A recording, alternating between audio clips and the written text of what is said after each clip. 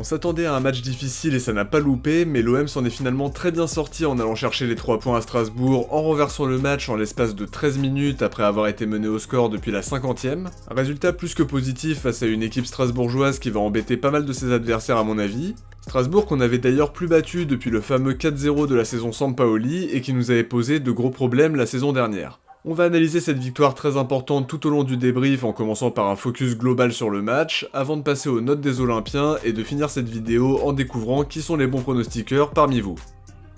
Alors avant de commencer, dites-moi ce que vous avez pensé du match contre Strasbourg, est-ce que vous pensez que la saison est maintenant véritablement lancée? Qui sont vos tops et vos flops et quelles notes vous donnez aux Marseillais sur le match d'hier soir? J'attends vos avis dans les commentaires de la vidéo. On commence comme d'hab par un point rapide sur la compo qui a été choisie par De Zerbi et qui était quand même assez compliqué à imaginer avant le coup d'envoi, même si on s'attendait à quelques changements par rapport au 11 qui a débuté contre Paris. De Zerbi a décidé de faire souffler Emerson et Pavard en alignant un quatuor défensif Murillo, Balerdi, Aguerd, Medina, tandis qu'Højbjerg et Matt O'Reilly enchaînaient au milieu de terrain, accompagnés par Angel Gomez qui fait son retour dans le 11 après 2 matchs où il n'a pas quitté le banc de touche. Offensivement, c'est Greenwood qui est ménagé en prévision du match face à l'Ajax, c'est Igor Paixão qui prend sa place sur le côté droit, Weah est lui encore titulaire cette fois dans le couloir gauche, et Gouiri garde sa place dans l'axe. On entre dans l'analyse sans plus attendre en commençant par un gros point sur la première mi-temps où l'OM a tenté de mettre beaucoup de pression d'entrée de jeu et s'est procuré des situations assez franches comme celle de Gouiri qui s'en mêle les pinceaux devant Penders alors qu'il était bien placé après la frappe contrée de Weah, mais aussi une autre action où il arrive trop tard sur un bon centre de Murillo. Strasbourg a ensuite eu un gros temps fort avec d'abord la frappe de Kendry Páez qui passe pas loin du poteau de Rouli, puis le but refusé d'Emega sur une situation où Aguerd est pris dans la profondeur mais se fait sauver par le hors-jeu. C'était une première grosse alerte qui s'est confirmée au cours du match. On peut aussi ajouter le centre puissant de Moreira avec Valentin Barco qui est seul au second poteau mais qui est trop court pour bien ajuster sa frappe qui passe finalement à côté. Strasbourg s'est montré dangereux offensivement avec un pressing haut pour gêner nos relances, en remportant plus de duels que nous et en profitant des espaces laissés dans le dos, que ce soit dans l'axe mais aussi sur le côté gauche où Moreira a posé des difficultés à Murillo. Ensuite Gouiri a manqué une grosse occasion avec sa frappe qui passe à côté du poteau droit de Penders alors qu'il était plutôt bien lancé par Angel Gomez avant de perdre l'avantage à la suite d'un contrôle un peu trop long. Ensuite, il y a une frappe puissante de Paixão, mais Penders était vigilant. En dehors de ça, je trouve que l'arbitre a quand même eu le carton jaune facile en nous en mettant 4 pour le même nombre de fautes que Strasbourg. Il a d'ailleurs fallu attendre 1 minute ou 2 avant la mi-temps pour qu'Emega soit sanctionné alors qu'on en prenait quasiment un à chaque faute. Cela dit, Aguerd n'est pas passé très loin du deuxième carton jaune pour avoir retenu Emega par le maillot, mais l'arbitre a finalement sifflé faute d'Emega. Je trouve malgré tout que son premier carton jaune est quand même assez sévère, mais faut quand même reconnaître qu'on avait plutôt été bien lotis sur cette situation-là. En tout cas, pour revenir sur la première mi-temps, l'OM a eu 62% de possession, 4 tirs cadrés sur 7, tandis que les Strasbourgeois n'en ont cadré aucun malgré quelques situations vraiment franches.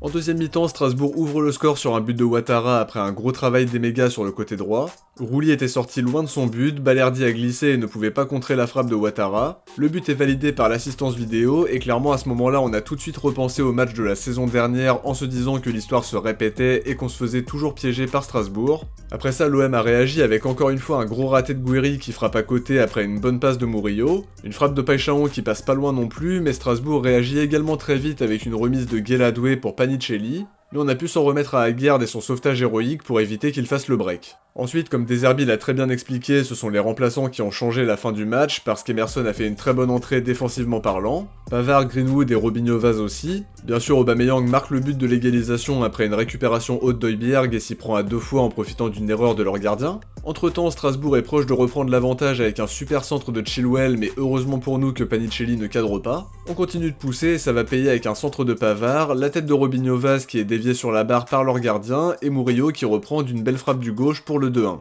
Forcément, dans ce cas de figure, on a eu peur de la tournure que pouvait prendre la fin de match. Strasbourg se procure une très grosse occasion avec une tête de Panicelli sur un bon centre de Ouattara. Heureusement, ça n'a pas fini au fond et ça permet à l'OM de prendre 3 points très précieux pour recoller provisoirement à la tête du classement en renversant totalement cette équipe strasbourgeoise qui nous a posé beaucoup de problèmes défensivement, qui offre toujours un vrai défi en termes d'intensité et qui s'est très souvent montré dangereux sur ses séquences offensives. C'est le genre de victoire au caractère qui va souder un groupe et qui vient confirmer la belle semaine qui vient de s'écouler. Un groupe est en train de se créer et on sait que les 3 derniers matchs vont engendrer une dynamique très positive parce qu'on a vu des choses très prometteuses face à une adversité très importante. La bonne intégration des recrues se confirme et même si ça n'a pas été simple du tout hier soir, c'était très important de s'imposer là-bas pour continuer notre marche en avant au classement, renouer avec la victoire contre Strasbourg qu'on n'arrivait plus à battre depuis 2022 et aller chercher cette première victoire à l'extérieur de la saison. Évidemment, faudra régler nos problèmes de gestion de la profondeur, on a tendance à vouloir défendre assez haut donc forcément on s'expose à ce genre de situation. À des Zerbi de faire des ajustements pour qu'on soit moins exposé, mais aujourd'hui je retiens beaucoup de positifs de cette victoire au caractère qui va faire énormément de bien. On enchaîne avec les notes pour les Olympiens en commençant par un 6 pour Geronimo Rulli qui n'a pas été énormément sollicité étant donné que les plus grosses occasions strasbourgeoises n'ont finalement pas été cadrées. Il a été très précieux dans les dernières minutes en apportant de la sérénité dans ses prises de balles et finalement en dehors du but encaissé où il sort trop loin de ses cages avant de se faire punir après la glissade de Balerdi, il n'a pas vraiment eu à s'employer. 7 pour Murillo qui a pourtant montré des difficultés défensives face à Diego Moreira en première mi-temps, mais ça n'empêche qu'il a été intéressant sur pas mal de situations. La séquence où Gouiri arrive trop tard pour couper son centre, il aurait aussi pu être passeur décisif sur une autre action de Gouiri et c'est lui qui vient égaliser d'une belle frappe du gauche en toute fin de match, donc forcément on peut dire qu'il a été vraiment déterminant hier soir, et qu'il a marqué des points après avoir passé les 2 derniers matchs sur le banc.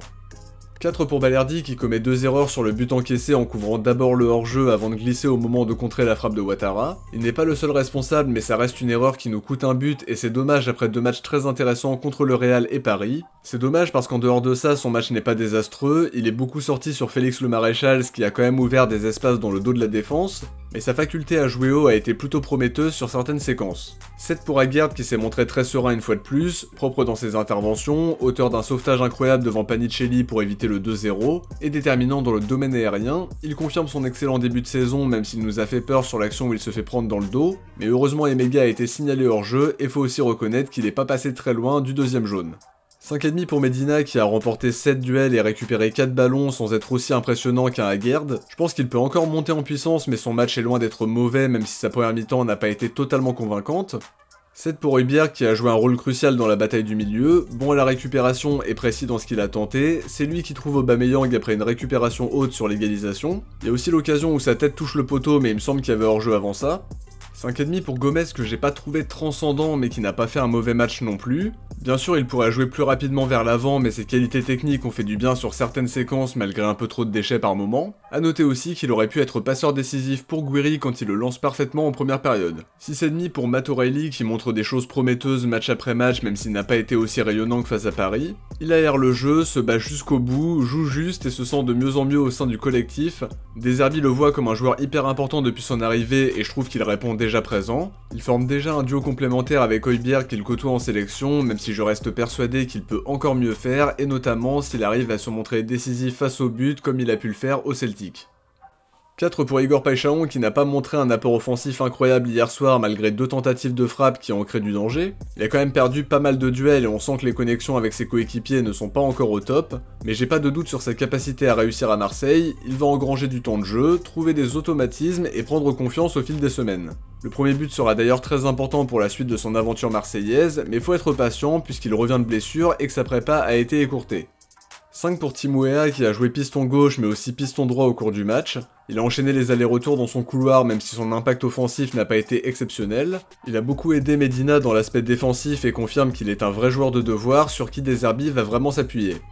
3 pour Gouiri qui nous a énormément frustrés parce qu'il sait faire les bons appels et se mettre en situation de finir les actions, mais c'est surtout 3 ou 4 ratés très importants qui confirment que sa confiance est proche du néant comme on a pu le voir en club et en sélection, et qu'il faudra maintenant attendre ce fameux but pour relancer la machine. Sur le banc, je donne un 7 à Aubameyang puisque son entrée a été décisive pour aller chercher cette victoire. Il égalise d'une double tentative bien sentie en profitant aussi de l'erreur du gardien strasbourgeois qui n'intervient pas bien. 6,5 pour Greenwood qui est à l'origine du but du 2-1 en décalant bien Pavard sur son côté droit. Même note pour Emerson Palmieri qui a vraiment fait une bonne entrée en se montrant très performant dans les duels défensifs même si on l'a pas énormément vu offensivement. En revanche, pas de note pour Robinho Vaz et Pavard qui n'ont joué qu'une dizaine de minutes mais qui ont eu une importance fondamentale puisque les deux sont impliqués sur le deuxième but. Centre de Pavard après avoir été bien servi par Greenwood, puis la tête de Vaz qui est déviée sur la barre avant de revenir sur Murillo. Avant de se quitter, on va découvrir qui a été visionnaire parmi vous dans l'avant-match. Vous avez été très nombreux à trouver le 2-1 score exact, bien joué aux 17 bons pronostiqueurs, vos pseudos s'affichent sur l'écran, et comme d'habitude, merci d'être aussi nombreux à jouer le jeu à chaque avant-match.